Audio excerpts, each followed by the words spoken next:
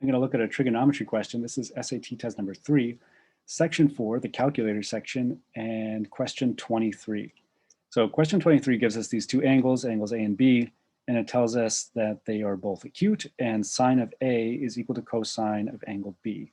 And then it defines A and B in terms of K, and it asks for the value of K.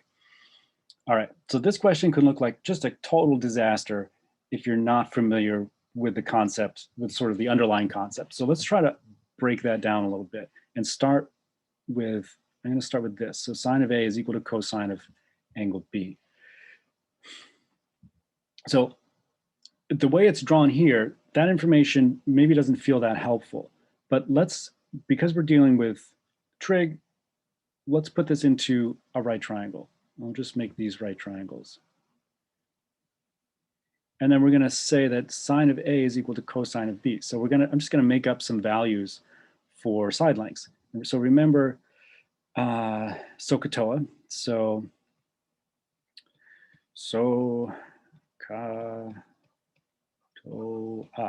sine is opposite over hypotenuse.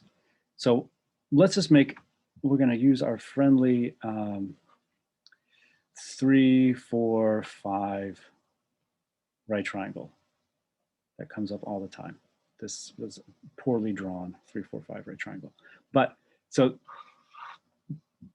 we can use anything, but why not make it simple for ourselves? So this is a very familiar triangle. So we'll say that the hypotenuse of this triangle is 5, and the opposite side is 4. So opposite to angle A. So sine, let's see, we'll say sine of A is equal to 4 over 5. And then we're going to say that here, because we know that sine of A is equal to, sine of A is equal to cosine of angle B, sorry, we're going to say cosine of B is also equal to 4 over 5. All right, so cosine is the C, and then adjacent over hypotenuse. So the hypotenuse stays 5, and now the adjacent side, that's this side, is 4. So cosine B is 4 over 5, sine of A is 4 over 5. So take a look at these triangles. We have a hypotenuse of 5 in both cases. One side is 4 in both cases. That means we know from this 3, 4, 5 right triangle and from Pythagorean theorem, the other side, the third side in both triangles has to be 3. So what does that mean?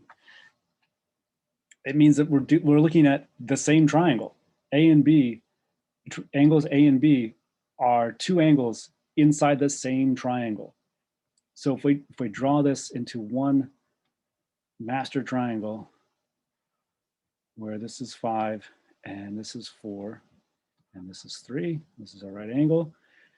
So we have sine of A is 4 over 5. So this is A, opposite over hypotenuse, and this is B.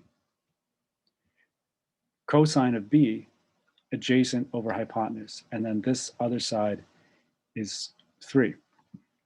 So that's what all this means. That's where all this is coming from. And this is a concept that the SAT tests pretty frequently, that sine of A is equal to cosine of B, or you probably more often will see something like this: sine of X is equal to cosine of 90 minus X. But it's the same idea. So that's the next step. So if this is a right triangle, the three angles in a triangle add up to 180 degrees. This angle, is 90 degrees. That means angles A and B are complementary. They add up to 90. They add up to 90 degrees. So these two, A and B, add up to 90 degrees. This 90-degree angle obviously is another 90 degrees. So those two 90-degree angles add up to 180, and we have 180 degrees in our triangle. So that is useful because we can say that we're going to say that A plus B equal 90. And now, let's see, I need a little more space here. So I will get rid of this beautiful triangle. And so if we know this, so we just proved that these two angles belong in the same triangle, that they together, they add up to 90 degrees.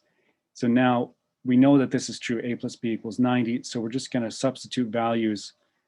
We're going to substitute this for a and b. So we can say that 4k minus 22 plus 6k minus 13 is equal to 90. And now this looks good because now we have one equation with one variable, and we're going to be able to get a value for k, and that's what they want. So we just have to start combining terms.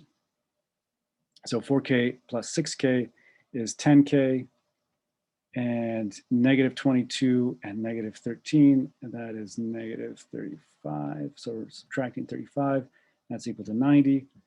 And so we'll simplify this, add 35 to both sides. And we get 10k is equal to 125. Yes. And then we're going to divide both sides by 10. So 125 divided by 10. So k is equal to, remember when you're dividing by multiples of 10, you're just going to move the decimal place to the left, however many zeros. So 125 divided by 10 is equal to 12.5. So that's our value for k. That's it.